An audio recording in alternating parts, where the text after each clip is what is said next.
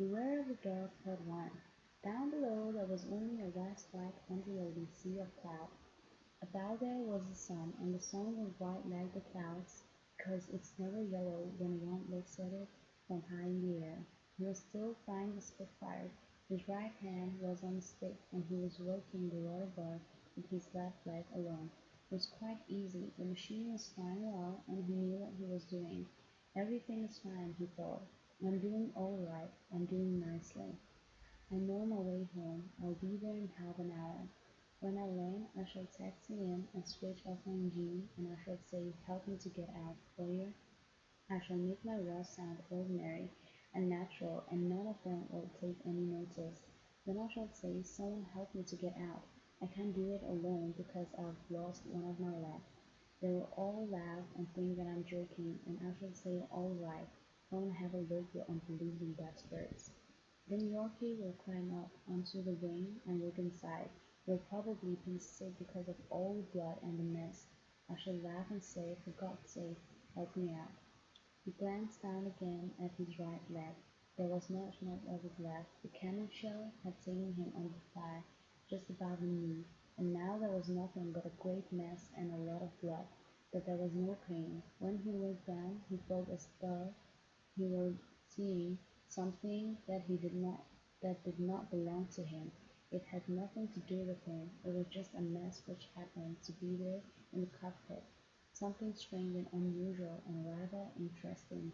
It was like finding a dead cat on the sofa. He really felt fine, and because still felt fine, he felt excited and unafraid. I won't even bother to call on the radio for the blood agent, he thought.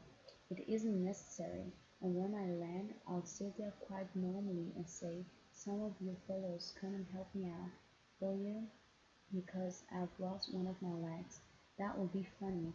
I'll laugh a little while I'm saying it. I'll say it calmly and slowly, and they'll think I'm joking. When Yorkie comes up onto the wing and gets sick, I'll say, Yorkie, you old son of a bitch, have you fixed my car yet?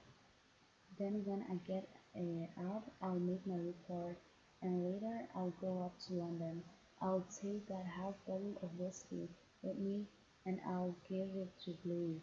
We will sit in her room and drink it. I'll get the water out of the bathroom tap. I won't say much until it's time to go to bed. Then I'll say, Bluey, I've got a surprise for you. I've lost a leg today. But I don't mind so long as you don't. It, it doesn't even hurt. We'll go everywhere in cars. I always hated walking except when I walked down the street of Coppersmiths in Baghdad. But I could go in a rickshaw. I could go home and shop with it. The head always flies off the axe. Hot water, that's what it needs. Put it in bath and make the hand swell. I chopped lots of wood last time I went home, and I put the axe in the bath. Then he saw the sun shining on the engine column of his machine. He saw the rivets in the metal, and he remembered where he was. He realized that he was no longer feeling good.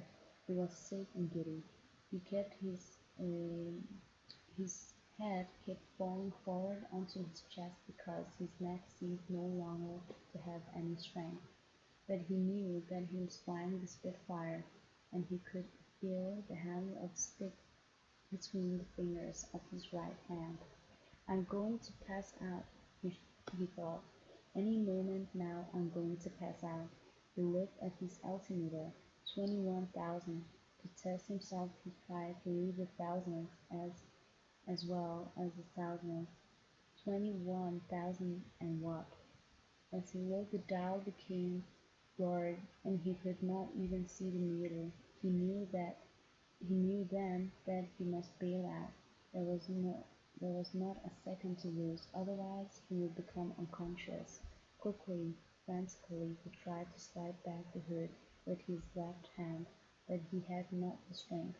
For a second he thought his right hand off the stick, and with both hands he managed to put the hood back. The rush of cold air on his face seemed to help. He had a moment of great clearness, and his actions became utterly precise. tongue twister. A mother to her son did utter, Go, my son, and shut the shutter. The shutter's shut. The son did utter, I cannot shut it any shudder. A mother to her son did utter, Go, my son, and shut the shutter. The shutter's shut. The son did utter, I cannot shut it any shudder. A mother to her son did utter, Go, my son, and shut the shutter. The shutter's shut. The son did utter, I cannot shut it any shudder. A mother to her son did utter, Go, my son, and shut the shutter. The shutter's shut. The son did utter, I cannot shut it any shudder.